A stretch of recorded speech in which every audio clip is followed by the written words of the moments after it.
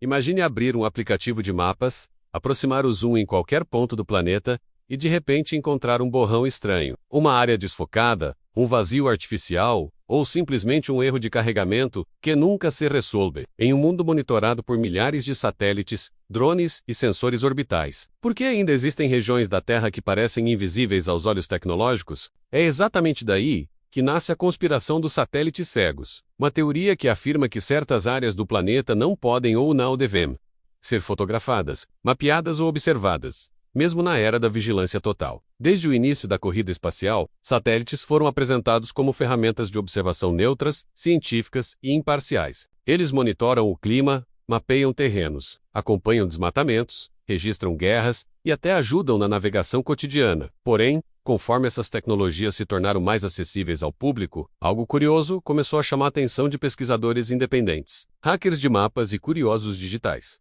Zonas inteiras, simplesmente, não aparecem de forma clara. Algumas surgem borradas, outras com resolução propositalmente baixa, e há aquelas que parecem congeladas no tempo, exibindo imagens antigas, enquanto todo o entorno é atualizado constantemente.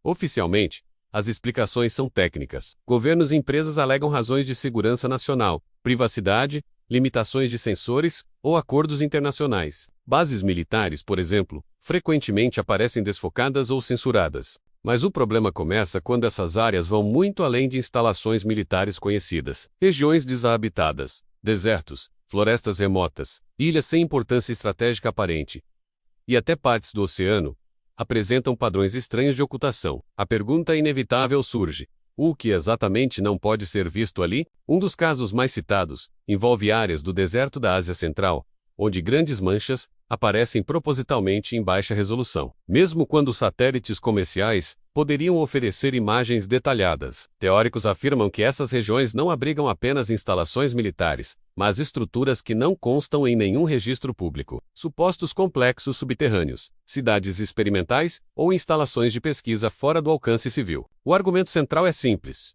se não houvesse nada ali por que esconder. Outro ponto inquietante são as chamadas zonas mortas visuais, áreas que apresentam falhas recorrentes em diferentes plataformas de mapas, como se houvesse uma camada invisível, bloqueando a observação. Usuários relatam que, ao tentar capturar imagens de determinadas coordenadas em horários específicos, o sistema trava, redireciona ou apresenta erros incomuns. Para os defensores da teoria, isso não é coincidência, mas um filtro ativo, controlado por algoritmos que sabem exatamente o que ocultar. A conspiração se aprofunda quando entramos no território marítimo. Grandes extensões dos oceanos simplesmente não possuem imagens detalhadas, mesmo em áreas estratégicas de rotas comerciais e zonas internacionais. Teóricos sugerem que há estruturas marítimas ocultas, plataformas móveis ou até instalações submersas que não podem ser registradas visualmente. Alguns chegam a afirmar que partes do oceano funcionariam como zonas de exclusão global, onde nenhum satélite civil é autorizado a observar em tempo real. Há também relatos envolvendo regiões polares. Certas áreas da Antártida, apesar de serem objeto de intensa curiosidade científica, aparecem repetidamente censuradas ou com dados inconsistentes. Linhas retas impossíveis, sombras geométricas e falhas de renderização alimentam teorias de que há algo ali que não se encaixa no modelo oficial. Para os conspiracionistas, os satélites não estão cegos por limitação técnica, mas deliberadamente impedidos de enxergar. Outro elemento central dessa teoria envolve empresas privadas de mapeamento. Plataformas populares afirmam que recebem imagens já tratadas, filtradas e aprovadas por órgãos governamentais. Isso levanta uma questão crucial: quem decide o que o mundo pode ou não ver? Se a maior parte das imagens passa por algum tipo de curadoria invisível, então nossa percepção do planeta é, em parte, uma versão editada da realidade. Defensores da conspiração dos satélites cegos também apontam para padrões temporais estranhos. Certas regiões só podem ser vistas em imagens antigas, como se o tempo tivesse parado ali. Enquanto cidades ao redor evoluem,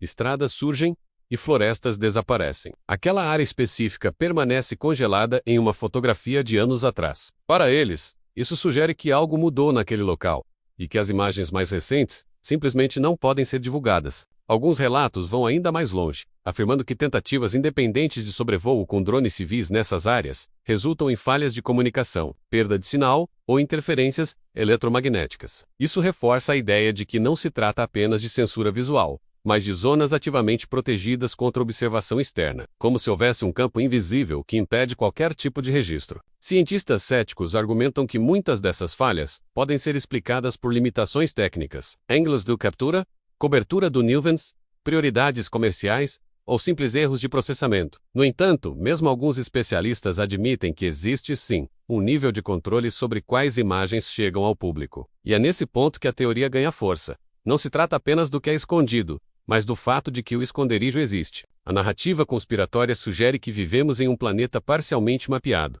onde apenas uma versão autorizada da superfície é apresentada à população. Tudo o que foge ao consenso EO esperado, ou EO permitido, é apagado, desfocado ou atrasado. Os satélites, nesse contexto, não seriam ferramentas neutras, mas olhos seletivos, treinados para enxergar apenas o que deve ser visto. Essa teoria também se conecta a outras ideias extremas, como a existência de zonas fora do controle governamental, experimentos secretos de larga escala, ou até áreas onde leis físicas diferentes estariam sendo testadas. Para alguns, os satélites cegos seriam uma proteção não contra o público, mas contra algo que não deveria ser perturbado ou revelado. No fim, a conspiração dos satélites cegos não afirma apenas que existem áreas proibidas de serem fotografadas. Ela sugere algo muito mais profundo, que nossa visão do mundo é mediada, filtrada e cuidadosamente editada, que mesmo na era da transparência digital, ainda existem sombras geográficas, onde a curiosidade não é bem-vinda. E talvez a pergunta mais inquietante não seja o que está escondido nessas áreas, mas por que nunca fomos convidados a olhar para elas de verdade. Se os satélites veem tudo,